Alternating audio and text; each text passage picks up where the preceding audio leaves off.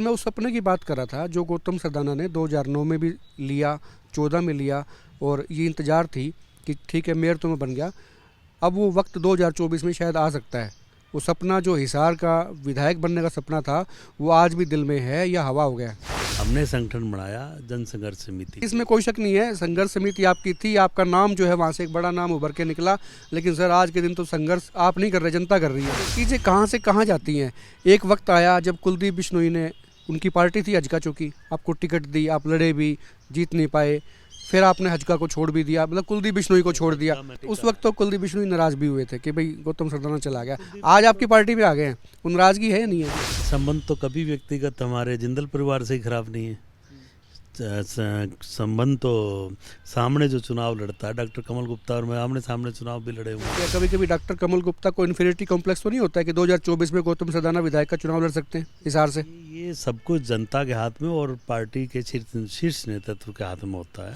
सर्वेश जी, आप जो कहवाना चाहते हैं ना वो एक, मैं तो कुछ नहीं कहना चाहता, जो आप कहोगे वही कहा जाएगा। इसमें कोई दो राय नहीं है कि आपके संबंध सीएम खट्टर से बहुत अच्छे हैं, बहुत शानदार संबंध। और ये लोग ये भी कह देते हैं कि तभी ना वो खाता ना बही, जो सरदाना कह दे वही सही। नगर निगम में चलता भी ऐसा ही है, जो आपकी नहीं सुनता अफसर वो ट्रांसफर हो जाता है। जो भ्रष्ट अधिकारी होता है उसकी जरूरत भी नहीं होनी चाहिए। ये भी मान रहे हैं, एक्सेप्ट कर रहे हैं कि हाँ भ्रष्ट अधिकारी आए हैं, हिसार नगर निगम में भी आए हैं, वो छूता नहीं है। तो एक दो आए भेज दिए गए। हम बैठे हैं आपके कैंप ऑफिस में, ये ऑटो मार्केट के पास है, इसके साथ लगती ज़मीन पे सर कुछ लोगों ने काम करना शुरू किया था। संस्थाएं हैं, बड़ा अच्छा काम कर रही हैं हिसार में। नगर निगम को क्या तकलीफ है? लोग कह रहे थे, कहते खाली कराने जा रहे हैं उससे। आपके नगर निगम के बाहर दलालों की मंडली होती है, टोली होती है, दलाल को पैसा तो काम होता है, सीधे आदमी अंदर जाए काम नहीं होता है। उसकी एक मिसाल मैं देता हूँ आपको, यासी कंपनी ने आपके यहाँ सर्वे किया, पूरे हरियाणा में किया, कबाड़ा कर सत्यानाश कर दिया, इसमें कोई शक नहीं है। कमल गुप्ता को मानना पड़ा था विधानसभा में कि हाँ गड़बड़ हुई है, उसका खामियाजा जनता भुगत रही है। लेकिन जो बाहर जो दलाल बैठे होते हैं आपके निगम के, वो काम करवा लाते हैं अंदर से। और जो आम जनता है, एक आम आदमी जो है, वो जाए खुद चाहे कि मैं करा लूँ, तो काम नहीं होते सर। देखिए, इस बात में आपकी दो राय नहीं। सीधा कहो ना कि आपकी पार्टी के नेताओं का हाथ है, आपके अफसर जो हैं बड़े बड़े चंडीगढ़ बैठते हैं, उनकी सीधी सीधी हिस्सेदारी है इसमें। देखिए, ये आपको पता ज़्यादा। अब आपकी सवाल को माननीय मुख्यमंत्री जी ने एक्सेप्ट किया है। मानते हो आप दलाल घूमते हैं? हमारे को किसी दो शिकायत मेरे पास आई। तो सौभाग्य कि हमारे देश में जो ना मीडिया को पूरी आज़ादी है और पूरा आप लोगों के पास शिकायत आती है उस पर संज्ञान भी लिया। लोग तो ये भी कह देते हैं बीजेपी आगे आगे रही तो इस आज़ादी में संकट हो जाएगा। ईमानदारी का जिक्र किया कि ईमानदारी से जवाब आपसे चाहूँगा कि जो 4 साल 1 महीना जो आपने बताया बिल्कुल कैलकुलेट करके आपको मेयर बने हो गया, मेयर बनने से पहले या मेयर बनने के दिन जो गौतम सरदाना का सपना था वो कितने फीसदी अचीव हुआ है? सीधा सीधा मुझे ये लगता है कि गौतम सरदाना अगला मेयर का चुनाव नहीं लड़ेंगे। गौतम सरदाना को क्या लगता है?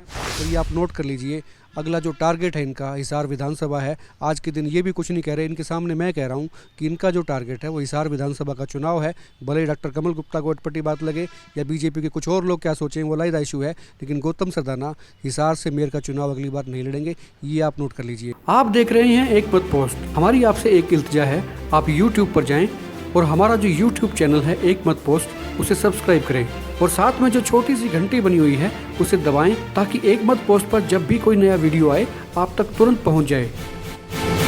नमस्कार, एक मत पोस्ट में आपका स्वागत है। मैं हूं सर्वेश कुकरा। इस वक्त मेरे साथ एक खास पर्सनैलिटी हैं, हिसार के मेयर हैं गौतम सरदाना, बीजेपी से ताल्लुक़ रखते हैं और इनसे आज कई सारे मुद्दों पर बातचीत करेंगे। सबसे बड़ा मुद्दा तो ये है कि जो इनका कार्यकाल है वो इस साल के अंत में ख़त्म हो जाएगा और लोग भी ये इंतज़ार में हैं कि 2023 के अंत में चुनाव हो सकते हैं हिसार मेयर के।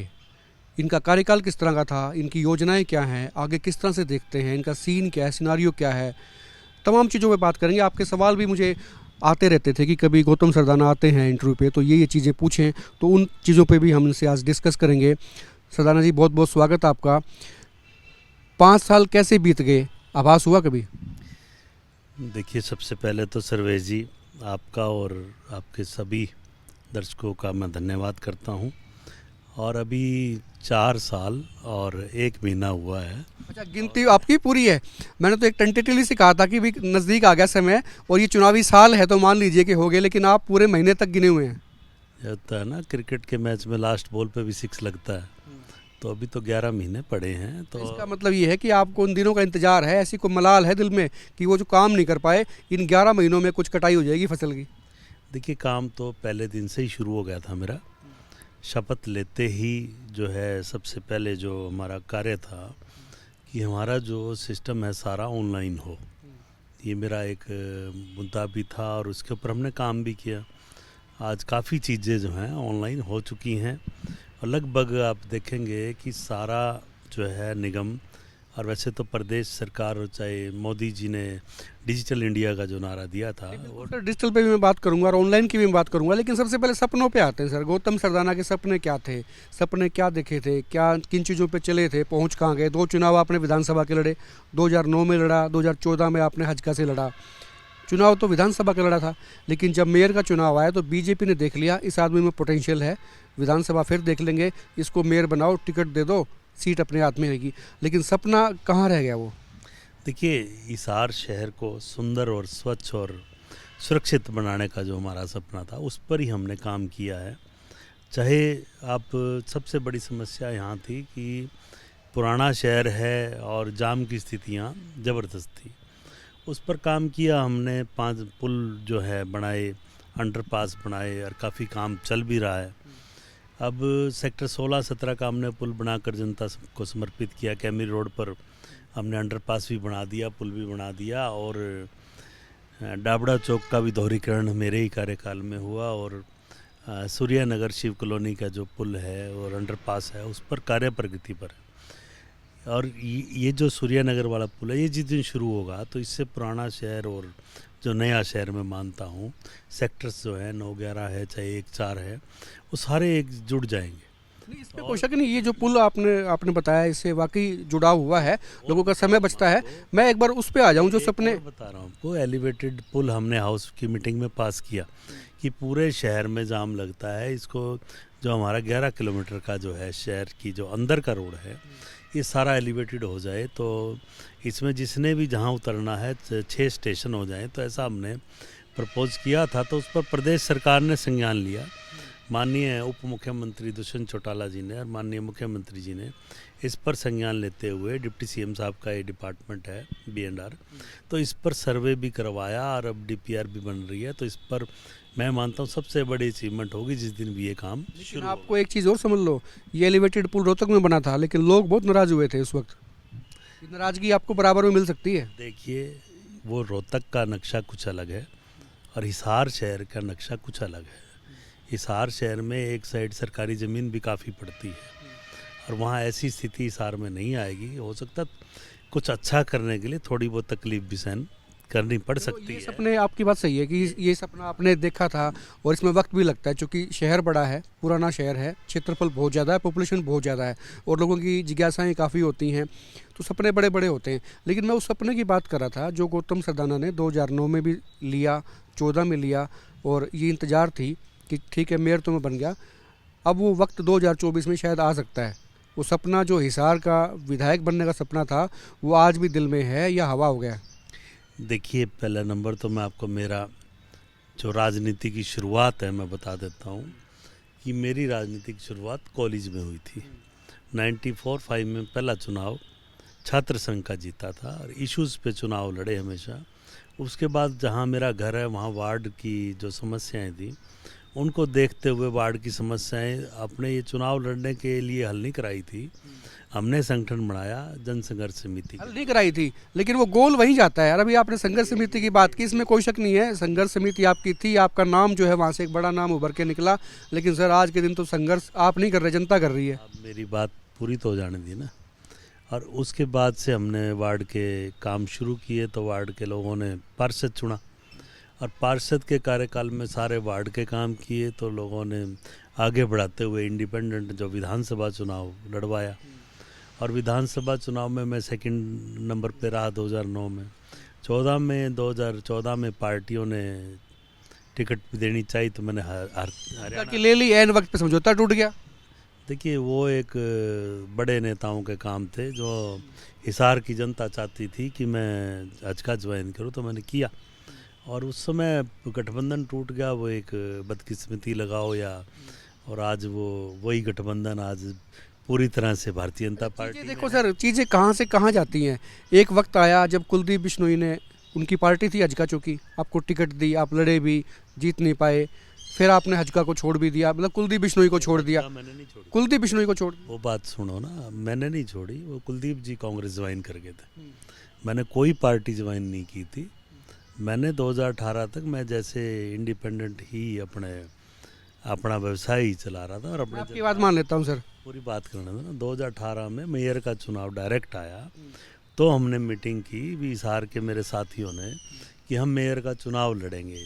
तो भारतीय जनता पार्टी, आपने तो बाद में की, पहले तो आपको कैच कर लिया बीजेपी ने, उन्होंने देखा भी ये आदमी, ये चेहरा ठीक है, इसको टिकट दे दो। पहले मीटिंग थी और फिर मेरे जो भारतीय जनता पार्टी के हमारे सीनियर नेतृत्व से बात हुई, और उसके बाद तो जब पार्टी में आ जाता है तो आदमी, तो पार्टी का ही निर्णय सर्वोपरि होता है, चाहे पार्टी लड़ाती ना लड़ाती। अच्छा, उस वक्त तो कुलदीप बिश्नोई नाराज भी हुए थे कि भाई गौतम सरदाना चला गया, आज आपकी पार्टी में आ गए हैं, वो नाराजगी है या नहीं है अभी? तो पहले ही कांग्रेस में जा चुके थे, वो तो 2015-16 में ही जा चुके थे। सर चले गए, मैं मान रहा हूँ वो बात को, लेकिन गौतम सरदाना तो उनके करीबी थे, वो करीबी होने का एक आपके ऊपर, आप उसको छाप कह सकते हैं, उसकी जो भी आप कहें उसको। कांग्रेस की विचारधारा कभी नहीं रही और ना कांग्रेस में ऐसी कोई आज विचारधारा। आपकी पार्टी में आ गए, आज संबंध कैसे हैं कुलदीप बिश्नोई से, संबंध कैसे? ये संबंध तो कभी व्यक्तिगत हमारे जिंदल परिवार से ही खराब नहीं है।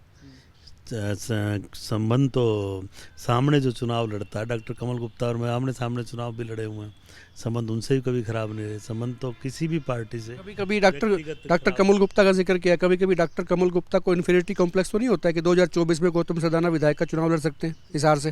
ये सब कुछ जनता के हाथ में और पार्टी के शीर्ष नेतृत्व के हाथ में होता है, और खाली चुनाव लड़ना ही कोई राजनीति नहीं होती। संगठन भी बहुत बड़ी चीज़ होती है। जनता की सेवा आप किसी भी रूप में कर सकते हैं, कोई ज़रूरी नहीं है कि टिकट मिले ना मिले, वो एक अलग इशू है। आप सेवा के लिए ठीक है, एक पद पे आप ज़्यादा कर सकते हैं, लेकिन ऐसा नहीं है कि बिना पद के आप सेवा ही नहीं कर सकते। तो ऐसी मेरे दिमाग में कोई ऐसी मंशा नहीं है। सरदाना जी, आपकी जो पार्टी है बीजेपी, इसके बारे में कहा जाता है कि ये पेपर वर्क बहुत करती है, और दूसरी पार्टियां तो बहुत बाद में शुरू होती हैं, ये पहले कर देती है। 2024 का शंखनाद हो चुका, हालांकि अमित शाह को गुहाना में आना था, वो नहीं आ पाए, वो लोकसभा के मुतल्लिक था, लेकिन चुनाव उसी साल में विधानसभा का वही होगा। और बीजेपी जहाँ तक है, जो जानकारी है, काफ़ी टिकटें चेंज करेगी, खिलाड़ियों को बदलेगी, और एक खिलाड़ी हिसार में भी हो सकता है कि बदला जाए। तो इसीलिए जो हमारे सूत्र कह रहे हैं कि गौतम सरदाना की नज़रें अब डॉक्टर कमल गुप्ता वाली कुर्सी पे, यानी कि विधायक की कुर्सी पे। देखिए, ये चीज़ें तो पता नहीं मुझे जो आप कह रहे हो, लेकिन आपने भी बात करी कि बीजेपी मीटिंग बहुत करती है, विश्व की सबसे बड़ी पार्टी है, सबसे ज़्यादा इसके सदस्य हैं, और भारत की जो हर राज्य में लगभग 18 राज्यों के करीब हमारी सरकार है। तो ये तो निश्चित है कि हमारी पार्टी जो है हमेशा चुनावी मोड में तो रहती है, हमेशा जो है चुनाव के लिए तैयार रहती है, और चुनाव के लिए तैयार रहने के लिए सेवा ज़रूरी है। और सबसे पहले जो सेवा कार्य माननीय मोदी जी ने की है, माननीय मनोहर लाल जी ने की। आज मैं सबसे बड़ा उदाहरण आप ये देख लीजिए, परिवार पहचान पत्र, इस पर जो कार्य माननीय मुख्यमंत्री जी ने किया है, वाकई में ही काबिले तारीफ है। ये इस पे भी आऊँगा सर, मैं जैसे मैं बता रहा था कि इन चीज़ों पे आएंगे, जो डिजिटल हुआ और ऑनलाइन हुआ या पीपीपी भी हुई, इस पे भी सर आएंगे। लेकिन अभी जैसे मैंने बताया कि आप चुनाव लड़ना चाहेंगे, हो सकता है कि आप मेरी बात से इत्तेफाक अभी ना करें।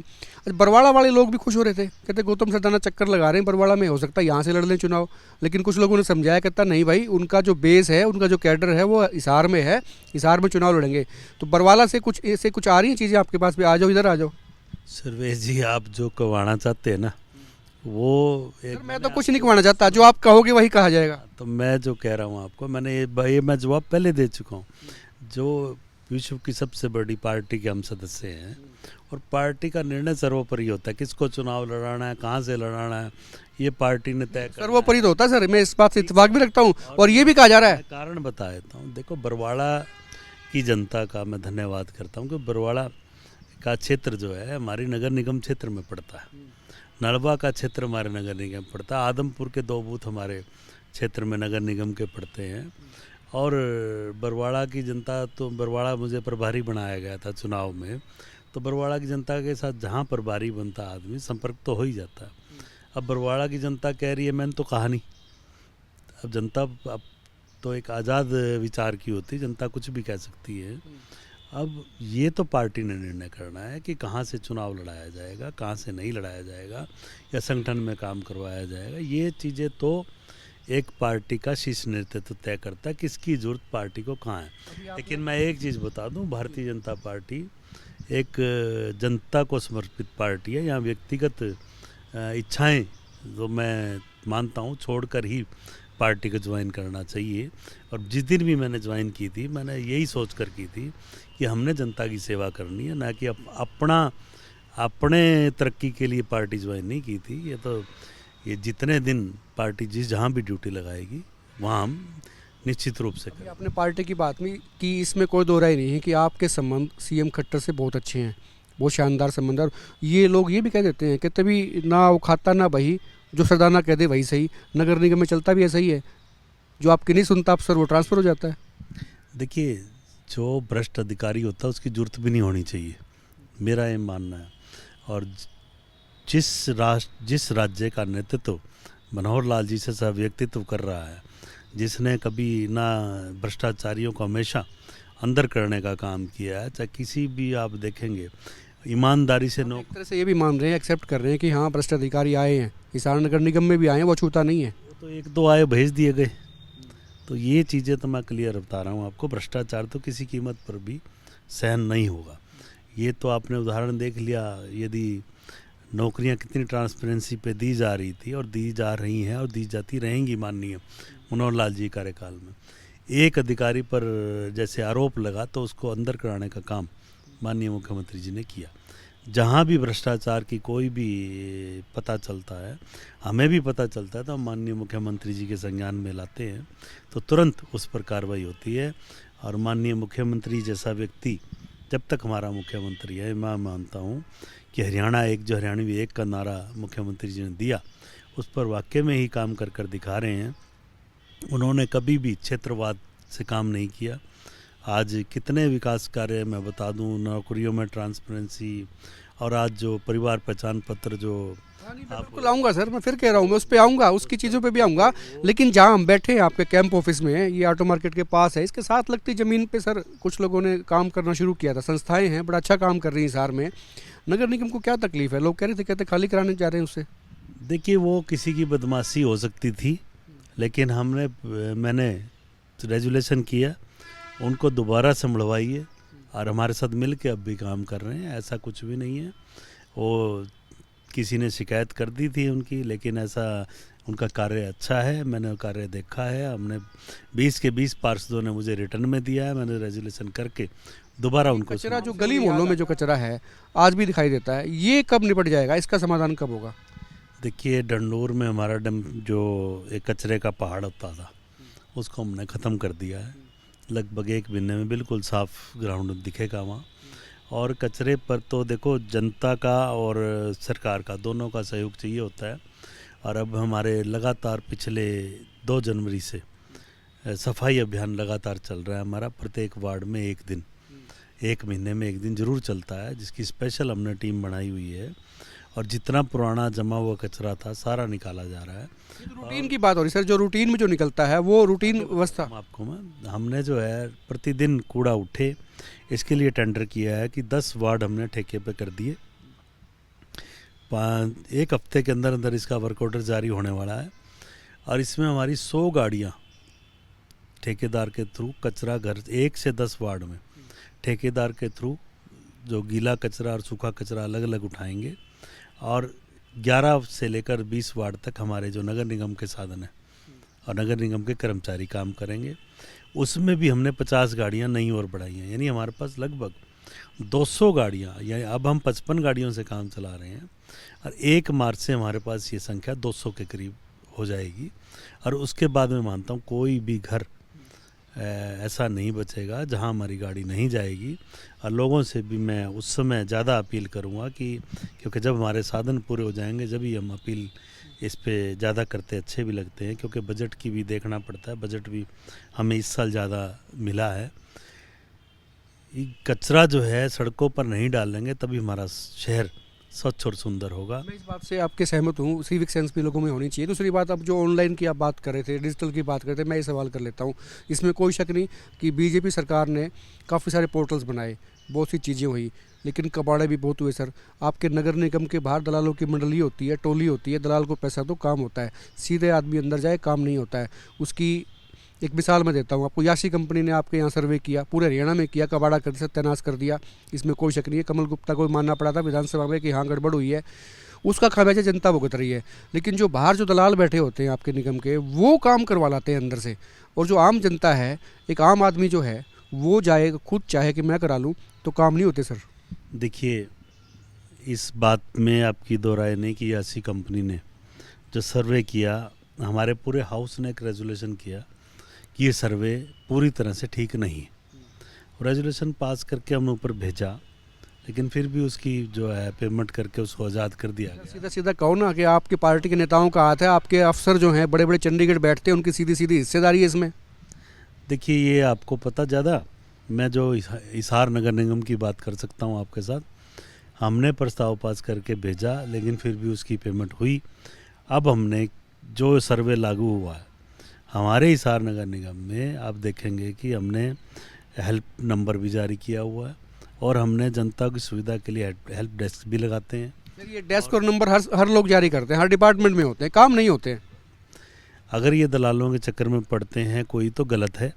यदि कोई ऐसा आपसे ये मानते हो आप दलाल घूमते हैं? हमारे को किसी दो शिकायत मेरे पास आई है। एक पर आज भी आपने अखबार पढ़ी हो कि FIR दर्ज कराने का काम किया है, तो जिसने ये काम किया वो अपनी नौकरी से जा रहा है। तो मैं उसका नाम भी शायद अब तो मुझे ध्यान नहीं, लेकिन एक शिकायत मेरे पास हो रही है यासी कंपनी की। उस कर्मचारी के खिलाफ भी हमने FIR लॉन्च कराई है। तो ऐसा नहीं है कार्रवाई नहीं होती, लेकिन जब वो कहते हैं ना, जब दोनों पक्ष राजी हों, हाँ, लेने वाला देने वाला, अब कौन ले रहा, हमारे पास शिकायत तो आनी चाहिए ना। जिसकी भी शिकायत पहुंचती है उसका, वैसे तो हमने राइट टू सर्विस एक्ट पूरी तरह से लागू किया हुआ है। और कुछ नया, जब तक ये नया डिजिटल कुछ होता है ना, कोई डिजिटल वो PPP का भी आप जिक्र किया था सर, उसमें इनकम को लेके इतने गड़बड़ झाले हैं सर, लोगों को पता ही नहीं है। उनको पता नहीं हमारी इनकम कितनी है, PPP में इनकम आ गई है।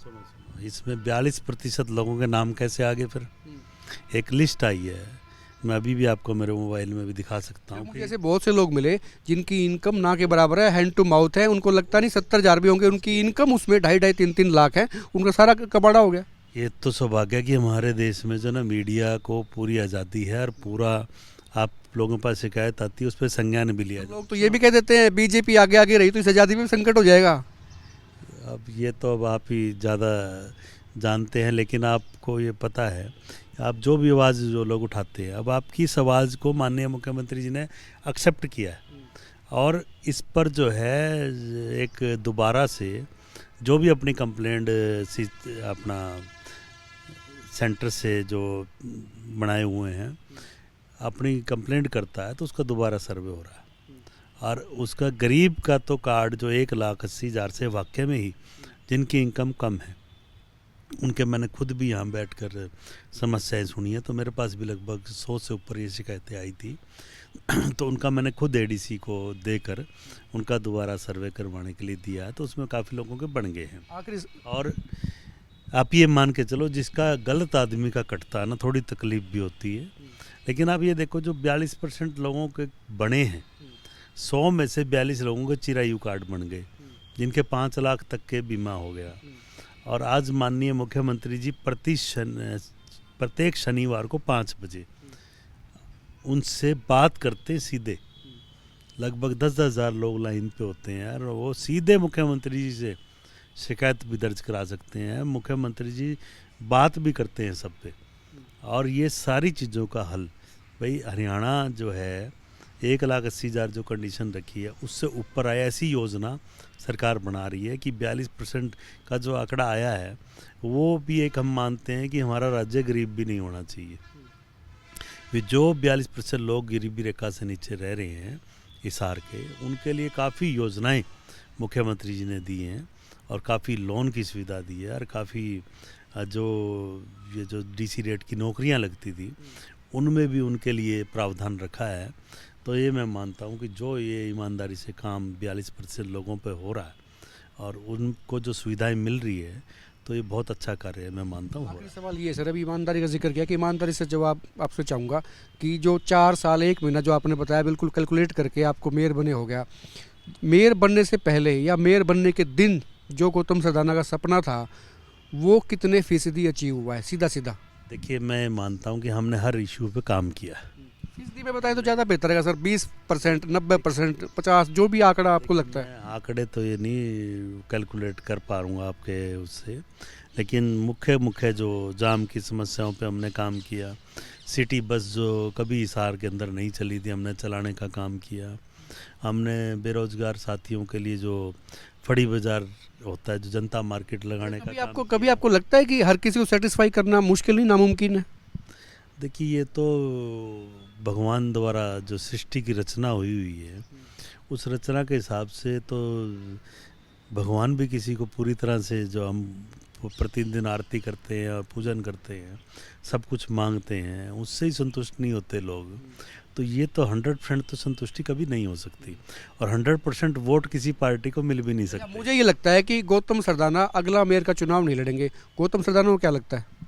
देखिए, तो मैंने पहले बताया आपको कि ये निर्णय मेरा नहीं है, ये भारतीय जनता पार्टी के शीर्ष नेतृत्व का निर्णय रहेगा। शीर्ष नेतृत्व का निर्णय है सर। शुक्रिया बात करने के लिए। गौतम सरदाना थे, हिसार के मेयर हैं, बहुत बड़ा सिटी है, बड़ा शहर है हरियाणा का एक, उसके मेयर हैं, बीजेपी से ताल्लुक़ रखते हैं। और ये आप नोट कर लीजिए, अगला जो टारगेट है इनका हिसार विधानसभा है। आज के दिन ये भी कुछ नहीं कह रहे, इनके सामने मैं कह रहा हूँ कि इनका जो टारगेट है वो हिसार विधानसभा का चुनाव है।